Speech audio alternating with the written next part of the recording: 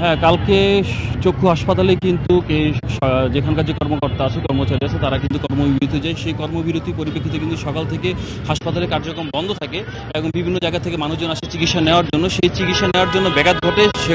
সেখান থেকে কিন্তু কর্মকর্তা এবং কর্মচারীদের সাথে হাসপাতাল কর্তৃপক্ষের সংঘর্ষ এবং ভাঙচুর হয়। সেই তথ্য আমরা জানতে পেরেছি। আমরা এখন আসছি হাসপাতালের সামনে।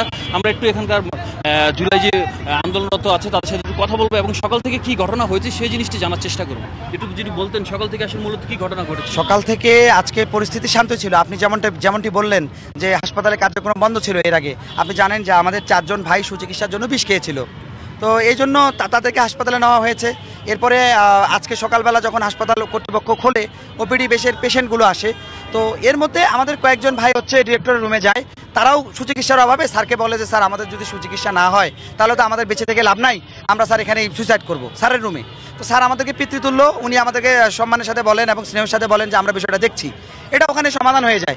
কিন্তু হাসপাতালের কর্তৃপক্ষ যারা রয়েছে, মানে যারা স্টাফ, এরা কয়েকজন মিলে কোন কারণে জানি না ওরা আন্দোলন শুরু করে।